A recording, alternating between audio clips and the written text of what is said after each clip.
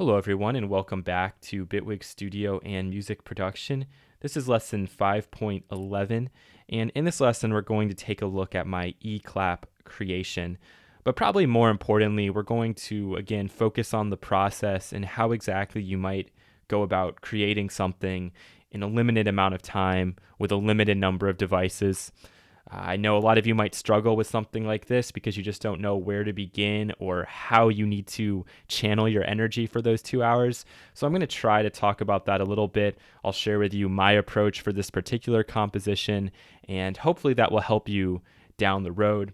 First things first, though, I didn't mention this in the last video because I wanted to put that amount of stress on you in terms of you only have X number of minutes before it has to be done.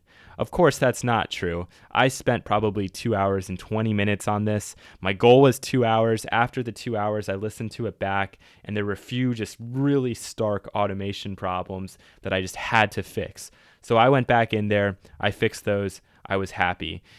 These time restraints, they're of course just guidelines. You're shooting for that amount, but if you know you're going to finish really soon afterwards, then absolutely take the extra time, finish it, be happy with it, whatever. But if you give yourself 2 hours and you're working 6 to 8 hours and then you go back and listen to it and you're really upset with it, obviously you've just wasted a good 4 to 6 hours. You've missed the point of this entire exercise. And the point of the exercise is really just based on time management, and it's a focus-based exercise, meaning that when you open up the DAW, when you open up Bitwig, you know you need to give it 2 hours of pure focus, of pure attention.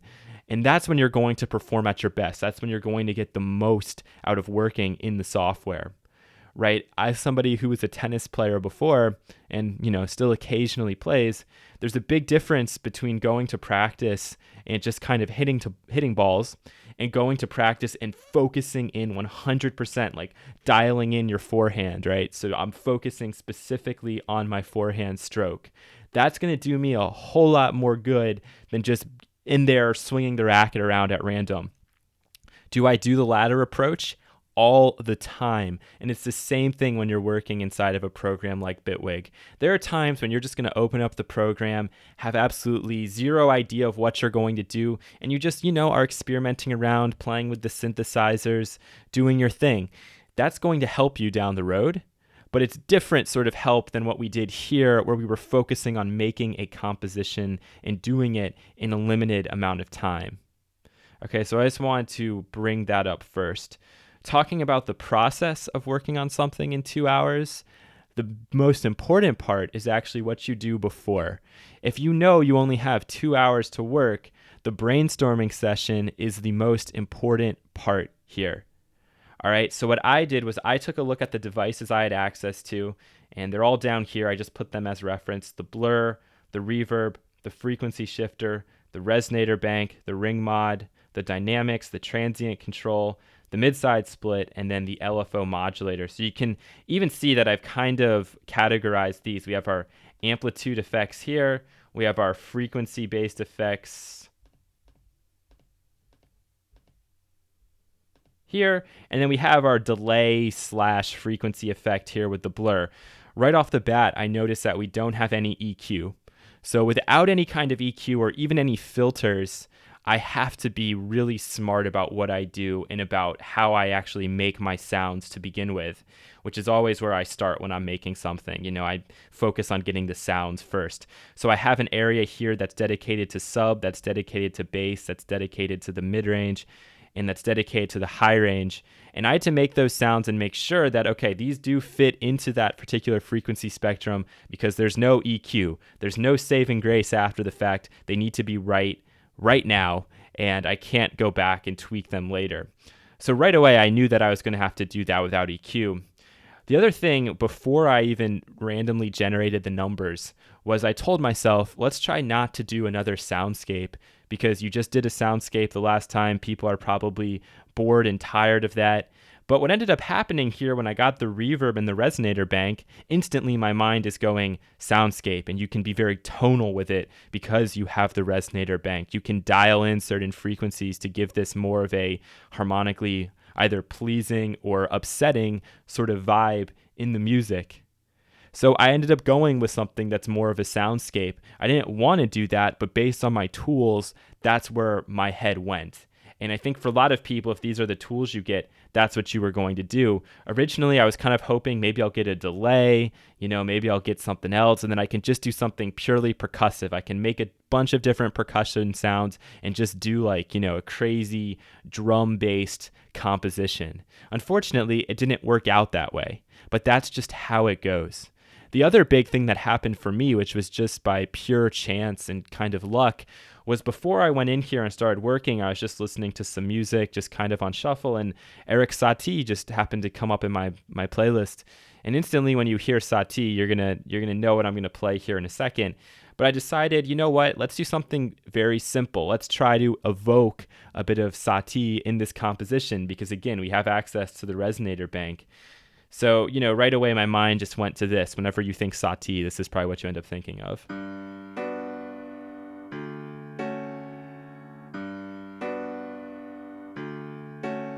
So I thought, okay, that's a pretty cool relationship. We all know that. That's very much something that's just ingrained in our brains as being Satie and, his most famous work.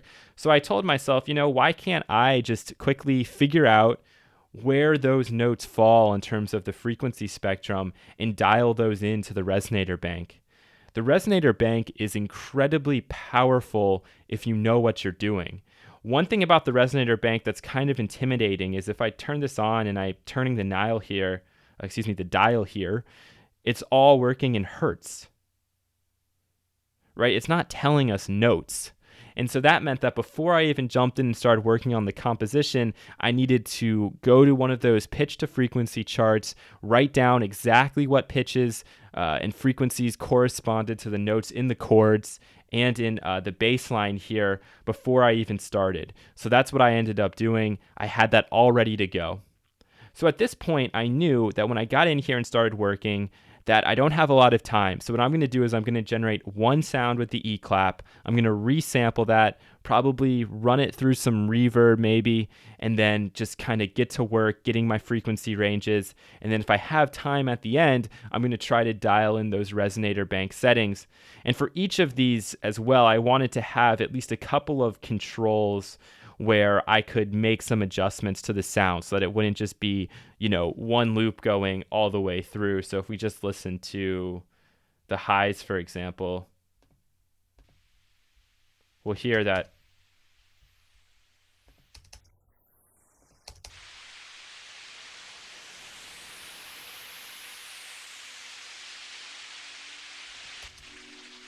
As we're going through, we're starting to hear some variation, and that's a pretty important part if you don't have that much time. So I made sure to get some variation going on within all of these parts, drew in some pretty much random automation, and listened back at the end, and that's when I ended up going over the 2 hours because I made some automation moves that, quite frankly, just weren't going to work.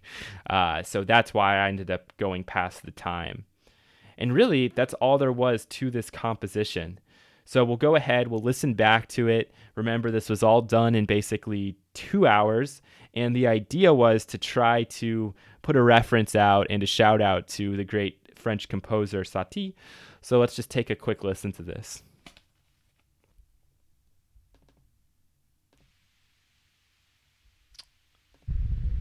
It helps if you're not on solo mode. All right, let's try this one more time.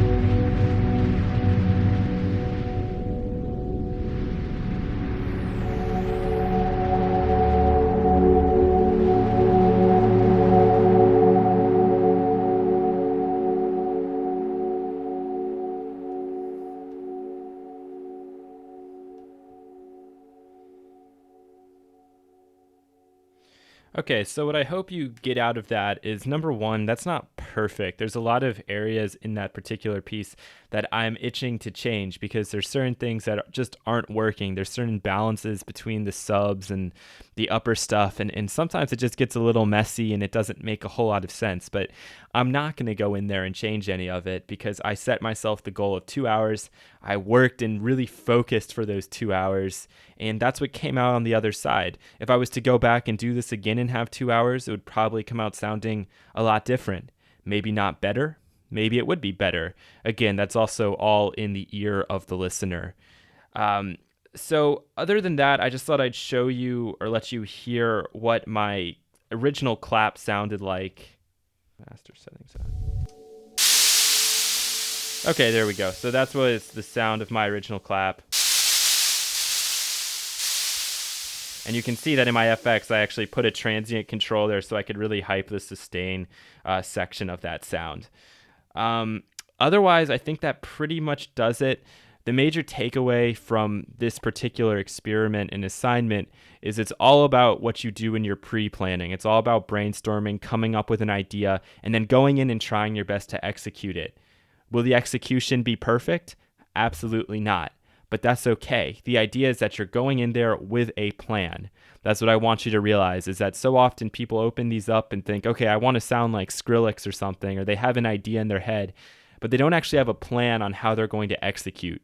In the case of this particular composition, I had an inspiration, I had a plan. It didn't come out 100% perfect, but at least at the end of, 2 hours and 25 minutes, I had a full composition. So thank you so much for watching, and you'll hear from me again in the next lesson. Take care.